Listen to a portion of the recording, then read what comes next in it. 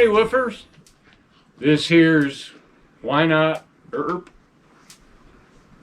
That's what it says here. You can call me Bubba. Now, there ain't going to be a shootout because I don't truck with guns. But I am going to invite you to join me at the I'm Okay, You're Okay Corral for a boot stomping good time auction. It'll be online from October 17th to 23rd with a shindig of a finale on the last day. Meanwhile, we all got to pony up some right nice items to sell. So what you gonna add to the pot? Well, why not a luscious fondue dinner for 10?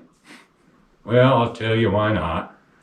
There ain't no way to tell just how many cooties, germs, bad things is gonna be out there over the next year. I ain't happy about it, but that's the way it is. So why not donate a barbecue dinner for 8 and deliver it to someone's family homestead? Let those fellas invite their own guests. That way everybody knows who they're swapping air with. Why not host a fancy tea for some fancy folks in your fancy parlor? Well, I'll tell you why not. I'm thinking your parlor ain't real big, and I'm also thinking there'd be lots of air swapped in that there scenario. Why not move that fancy tea onto your patio on a nice spring afternoon? Good idea. Now, in a real world where it ain't dangerous to share air, I'd counsel against donating a nice piece of art or some unique doodad.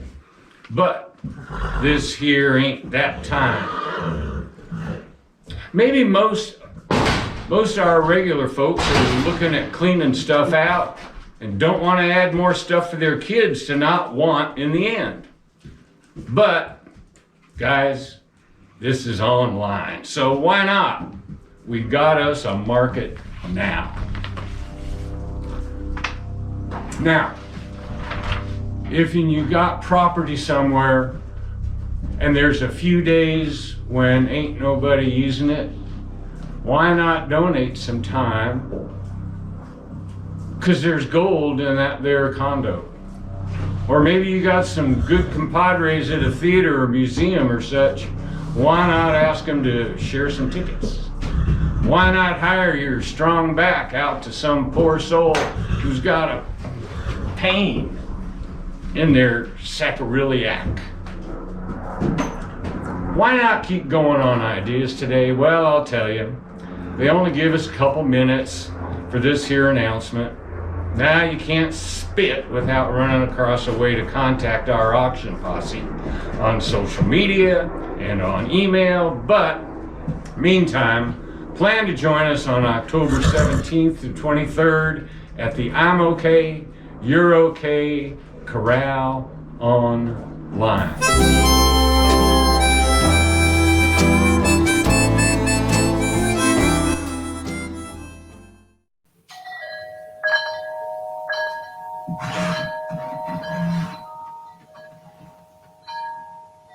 Good morning, and welcome to the West Hills Unitarian Universalist Fellowship's virtual Sunday service.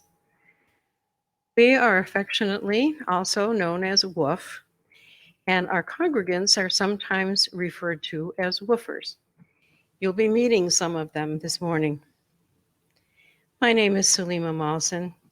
I use the pronouns she and her, and it is my privilege to be part of this morning's exploration of the possibilities that the addition of an 8th principle might bring to our community.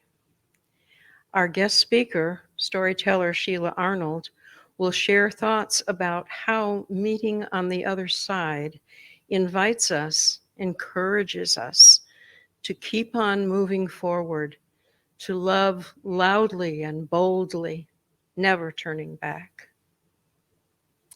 I encourage you to check the announcements in your order of service to see what else is happening this week, and especially to join us for our virtual coffee hour at 11:30, when we will check in with each other, share our joys and sorrows, and talk about today's service. Guest speaker Sheila Arnold will be joining us from Virginia, and we really hope that you'll be with us for that conversation. If this is your first time with us and you don't have an order of service but would like to know more about how we stay connected during this time of social distancing, don't hesitate to get in touch with our congregational administrator, whose contact information will be on your screen. So, whoever and wherever you are at this moment, we want you to know that you are welcome here. Whatever your age or abilities, the color of your skin, where you were born, whomever you love, or how you identify your gender, if you do, whatever your spiritual practices may be, or if you have none, we are glad that you're with us this morning, all of us local to this virtual community of conscience and compassion. So, without further ado, please enter, rejoice, and come in.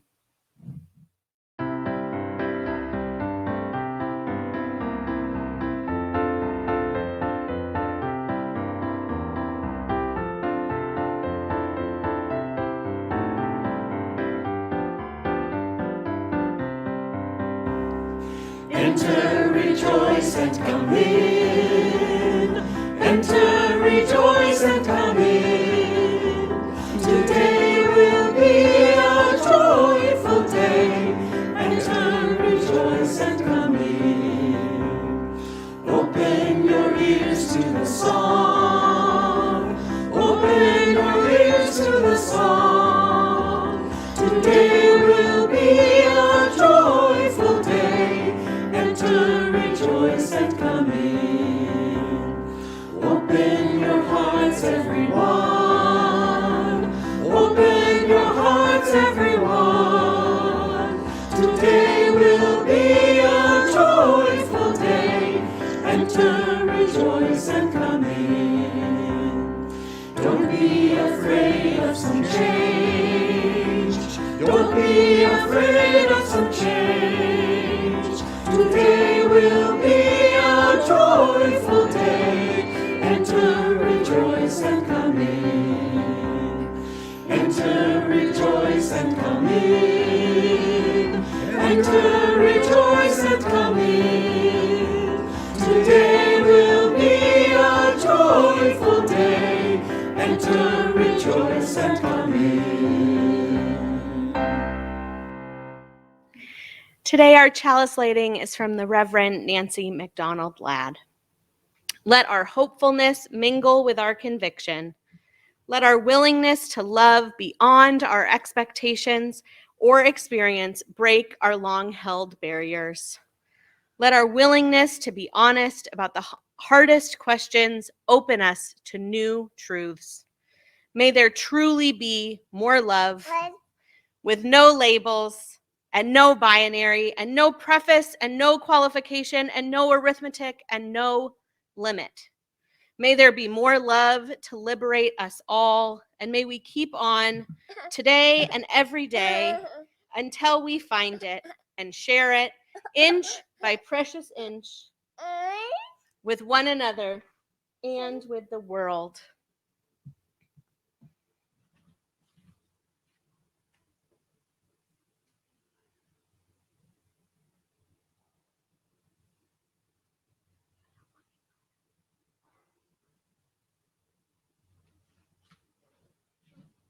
And please join with me in our words of affirmation. Let us open our eyes to see what is beautiful. Let us open our minds to learn what is true. Let us open our hearts to love one another.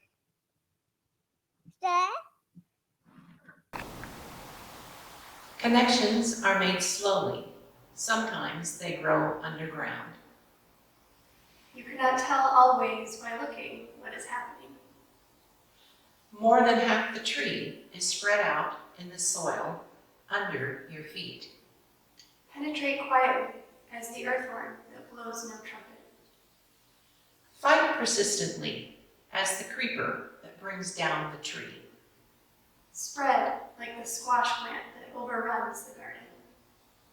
Gnaw in the dark and use the sun to make sugar. Weave real connections, create real nodes, build real houses. Live a life you can endure. Make love that is loving. Keep tangling and interweaving and taking more in. A thicket and bramble wilderness to the outside, but to us, interconnected with rabbit runs and burrows and lairs. Live as if you liked yourself, and it may happen. Reach out. Keep reaching out. Keep bringing in. This is how we are going to live for a long time, not always. For every gardener knows that after the digging, after the planting, after the long season of tending and growth, the harvest comes.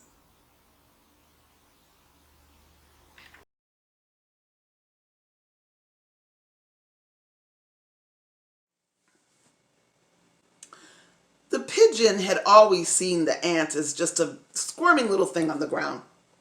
And the ant had always seen the pigeon as a potential predator and certainly quite loud. Well, the pigeon lived in the tree and the ant lived on the ground, and they didn't try to spend any time around each other. One day, there was a hunter who came in the woods. He crept along silently.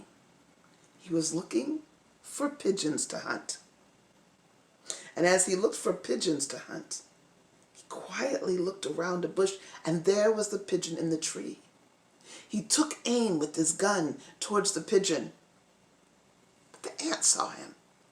And although the ant didn't really even know the pigeon, it cared for the pigeon.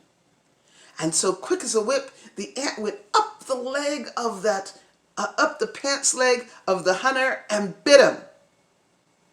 Ah! The hunter dropped his gun on the ground. He wiped off his leg, and out came the ant tumbling down to the ground, but still perfectly okay. And the bird, the pigeon, having seen what had happened, flew away. Well, the next day, there was the pigeon in the tree and the ant still on the ground, not paying much time to each other. The ant was carrying something heavy on its back, and it realized that the way that things were, that there was water that was lifting up. There was water on the ground, and the rain had come down, and now to get back to its home, it had to cross a puddle, which was just a puddle to the pigeon, but was like a river to the ant. From above, the pigeon saw the situation, shook the branch on the tree, and a leaf came down into the water, close to the ant. The ant climbed on the leaf and went across that puddle that to him was like an ocean to the other side and got off. He didn't know how that leaf got there, but he was grateful that someone was watching out for him. The next day, the pigeon and the ant were in their places. And that day, the pigeon flew down onto the branch, and as he did, the branch shook and a leaf came down. The ant, seeing the leaf coming down, now knew the pigeon had seen him. And so he looked up. "Thank you." And the pigeon looked down. "And thank you for my life today." The pigeon and ant didn't spend much more time with each other. But they never forgot. They always kept their eyes open toward each other. Shouldn't we all? Sometimes I'm right and I can be wrong. My own beliefs are in my songs. Butcher, the baker, the drummer, and then makes no difference what group I'm in.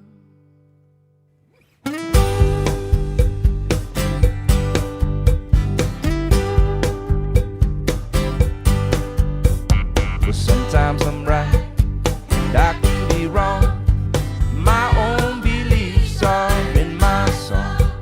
The butcher, the banker, the drummer, and then it makes no difference what group I'm in. 'Cause I am everyday people.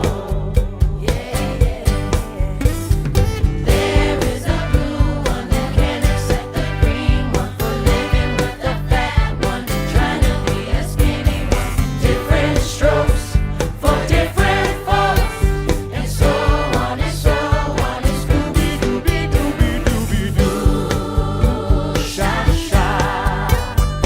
We got to live together. I am no better, and neither are you. We are the same, whatever we do. You love me, you hate me, you know me, and then still can't figure out the bag I'm in. I am everyday people. Yeah, yeah.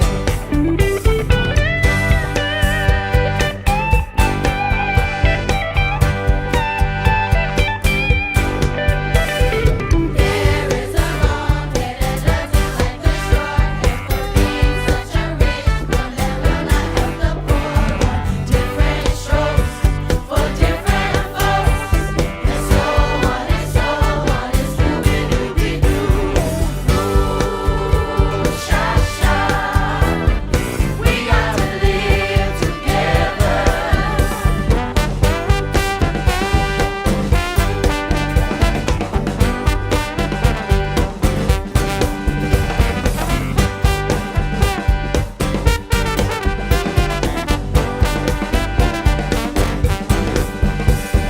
There is a yellow one that won't accept the black one, that won't accept the red one, that won't accept the white one. Different strokes for different folks, and so on and so on. And Scooby-Dooby-Doo,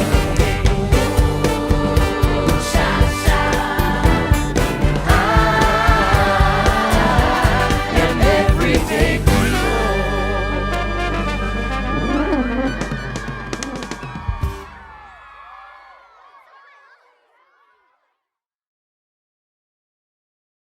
As we prepare to enter a time and space of quiet reflection, let us consider these words gleaned from the poem Conflict Resolution for Holy Beings by America's first Native American poet laureate, Joy Harjo. Recognize whose lands these are on which we stand. Ask the deer, turtle, and the crane. Make sure the spirits of these lands are respected and treated with goodwill. The land is a being who remembers everything. You cannot legislate music to stop at political boundaries, or poetry, or art, or anything that is of value or matters in this world and the next world. This is about getting to know each other, to jump into a fierce understanding together.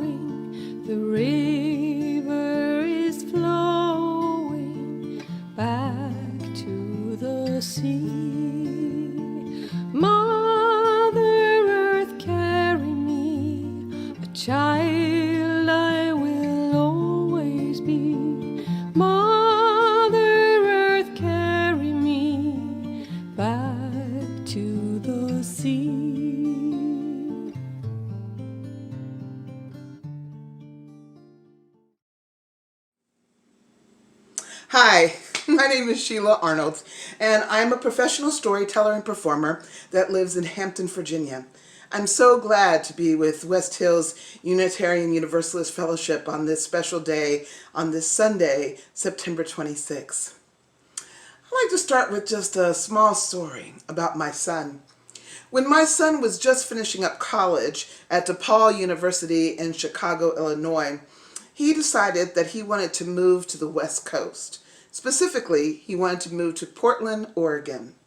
I had been doing storytelling for quite a while at that time, and I knew that he was thinking that Portland was a city just like Chicago or like Washington, D.C., where we didn't live too far from, and that he had a certain image in his head of what cities look like. I promptly told my son that he really didn't know any West Coast cities, and that West Coast cities were different. He was determined they were the same. And so he made that move to Portland, Oregon. It didn't take him very long to realize that the West Coast city of Portland was very different than the close, kind of a non-sprawling city of Chicago, Illinois. And one night, after he had been there for a little while, he called me.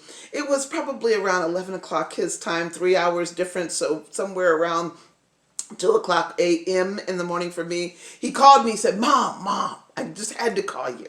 And I said, okay, son. He said, Mom, I just had to call you. I'm at the club. I'm like, oh, great. You found something that you like to do. And he said, yeah, I'm at the club, and a guy just pulled up on his bicycle, and he's having it valeted. I said, what? He's having his bicycle valeted. And he has a helmet on his head. Both of us paused and then cracked up laughing. This was definitely a side that he had never seen, because he thought we were the same. I think of this story when I think of sometimes how we respond to people when we're trying to identify with them. We identify with people through our own lens. We assume people have had the same experiences that we have. Or we create experiences that people have had based on what we've read or what we've heard about on television or something, but not necessarily because we know a person. So just like my son had a certain change in his world about what the West Coast city of Portland was, we've all had moments where we've actually met someone that our preconceived notions really weren't what the real deal was at all. And that's important as we take steps towards being people of equity, towards being people that learn our own biases, that we work on being anti-racist. I really would rather say that we work on being people who see people as people. Not that we are races, black and white and Hispanic and Asian. We really aren't races, we're ethnicities, and those differences are wonderful. But we need to meet people where they are, not where we are. Here's the truth. I am a person that has a prejudice, a bias. I recognized that a long time ago when I was looking at who were the people in my life, who were my friends, and they were black and they were white, and pretty much nobody else. And I realized the people I had the most struggle with, that I actually had around in the parts of my world, but I didn't know how to reach out, were those that were Asian American. I had an image of what they were in my head that came straight from television. And I didn't know how to meet and greet people. Then I met Maria Wong. And I have a story that I tell about her, and it's called, Will You Be My Asian Friend? Which is not quite what I asked her, but close enough. And she introduced me to her family, to her mother and father that came from China and immigrated over here as children, and the stories they told about the early days of being a Chinese person in this country, the laws and the changes that had to be made. As I listened to her story, their story, I realized their story had so many correlations to the African American story and differences as well. But I got to see them as people. They were the Wong family, like I was part of the Arnold family. I realized that I went into thinking that they wouldn't want to talk to me and would see me as just something from a television show, just like I was seeing them. I realized that that bias went to a lot of different places. I didn't really read anything that talked about the differences between Asian American people. It wasn't until this year that I really understood that those people, not those, but the people that are from India are also considered Asian American. I'm still learning, but I want to learn. And so I'm vulnerable enough to put out my unknowing with the hope that I might be educated and knowing that I'm going to go and learn all I can. But I still fight it in small spaces. When the movie Parasite came out, which was highly nominated and awarded, and it was a Korean film, and I put a bias in my head immediately. Why would I be interested in something that was done by a Korean person? I immediately made assumptions.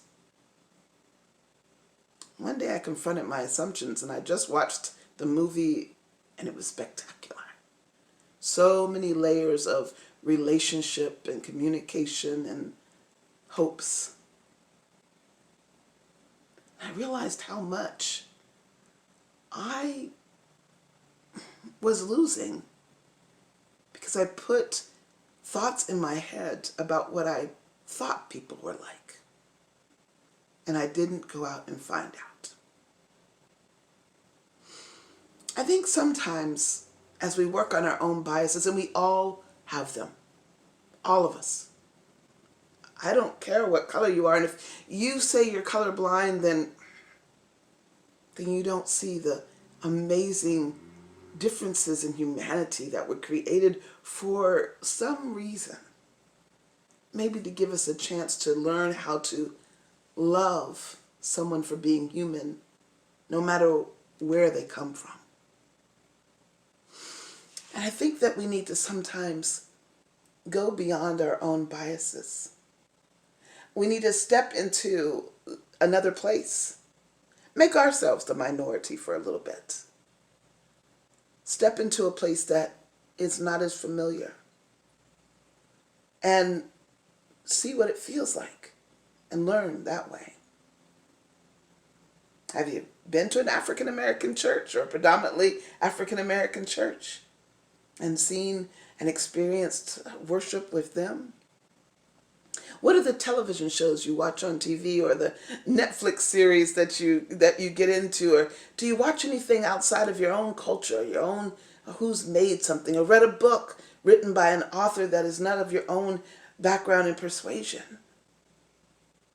I'm not talking just a scholarly book, but a work of fiction. Take an autobiography and read of someone who comes from a completely different background. Maybe even something translated from another language. It takes time for us to cross the borders to other places, to cross out of our own selves and not make assumptions that everyone has lived our particular kind of world, has seen the shows we've seen and lived the life we live, nor is it what sometimes the media portrays either. But it's up to us, each one of us, to walk over and meet another person. I wanted to leave you with that, just to walk through the things that we think are in our head and to actually go a step further. To sit at a table with a person that you don't usually sit with. To have a conversation on the bus with someone you don't usually have. just to cross over. And then I leave you with this. Love loudly. Words of hate are usually shouted, put in big, bold letters. What if our love was just as loud, just as powerful? In big, bold letters, we say, I love this person who is different than me, and I'm willing to defend and support and be beside them no matter what. I love them because they are of the same human race I am. I love them because they are different than who I am. And I can learn from them, and I pray I can share with them my life as well. That's what this is. We're not trying to create a system of everybody sees each other just the same. We see the differences. And we learn about those differences, and we embrace some of those differences. We remove the biases we have and look for the reality of how things are. We have genuine conversations, hear other people's stories, and share our own. And we're vulnerable enough to know that we don't know everything. And so we ask questions and we learn. And then when the time is there, each and every day, we love loudly. We shout it from the mountaintops. I will love you for being human. And I will love you for being different. I'll even love you if you bring your bicycle to the club and they valet it.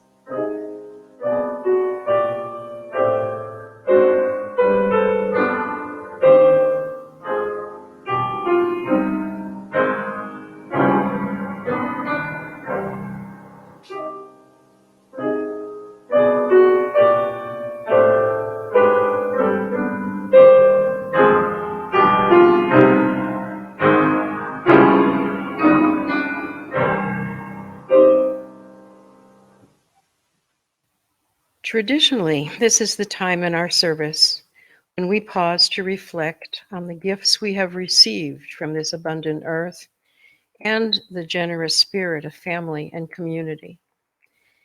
Consider what it is that we have given and what it is that we are grateful for. Take time to remember that we drink from wells we did not dig, shaded by trees we did not plant.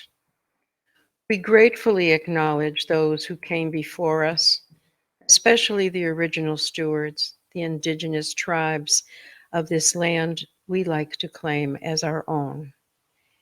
And we hold in our hearts all those who will come after we are gone. This morning, as we hear from Janet Liu, let us also focus on the gifts that diversity brings. I joined Wolf's 8th Principle team because I've been a victim and a survivor of racism.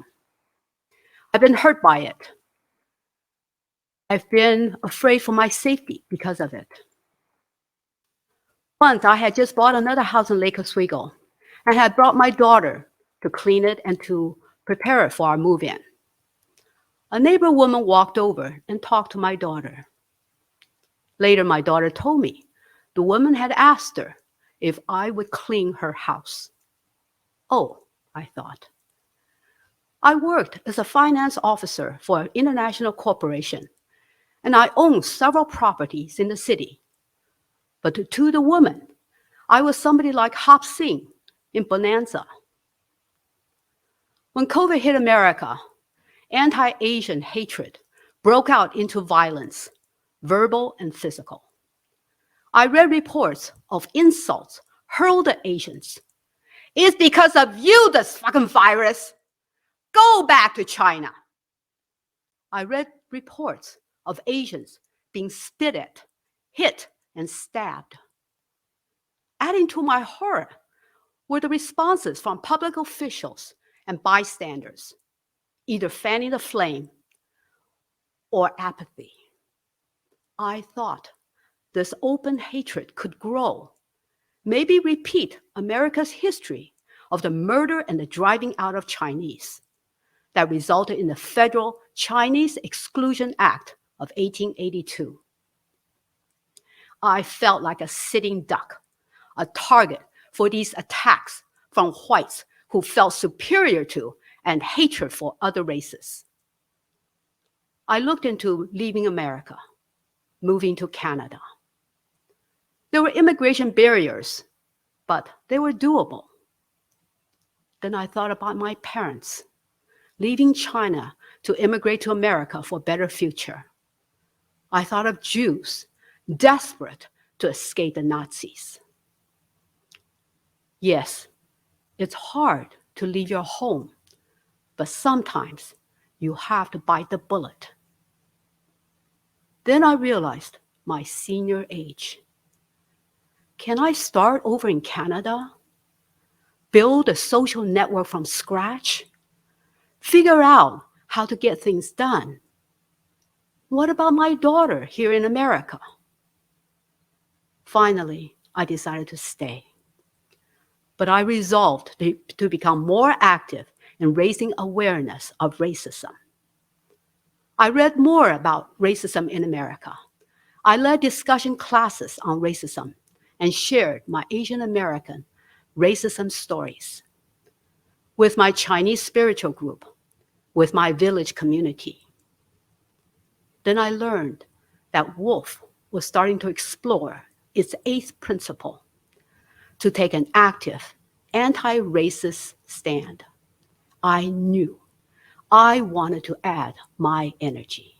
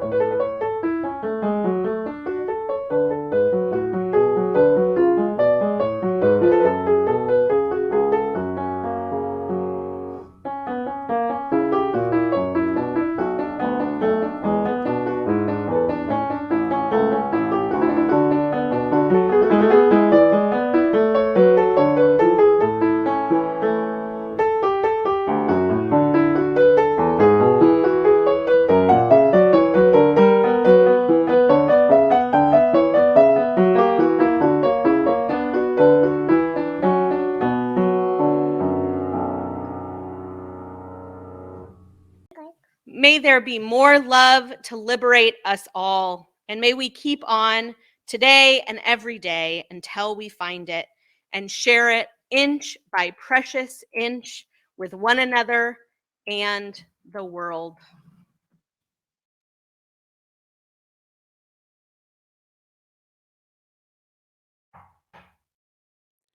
Gonna keep on moving forward. Keep on moving forward. Keep on moving forward. Never turning back. never turning back. Sigamos adelante, siempre adelante, siempre adelante, sin volver atrás, sin volver atrás. Gonna keep on loving boldly, keep on loving boldly, keep on loving boldly, never turning back, never turning back. Amaremos con pasión, siempre con pasión, siempre con pasión, sin volver atrás, sin volver atrás. Gonna reach across our borders, reach across our borders, reach across our borders, never turning back, never turning back. Y vamos sin fronteras, siempre sin fronteras, siempre sin fronteras, sin volver atrás, sin volver atrás. Gonna reunite the family, reunite the family, reunite the family, never turning back, never turning back. Familias reunidas, siempre reunidas, siempre reunidas, sin volver atrás, sin volver atrás. Gonna keep on moving forward,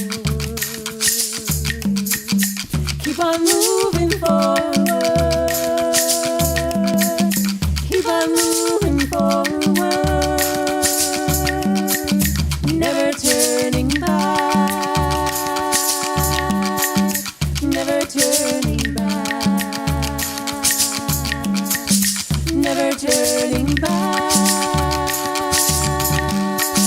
never turning back, never turning back, never turning back. We love you.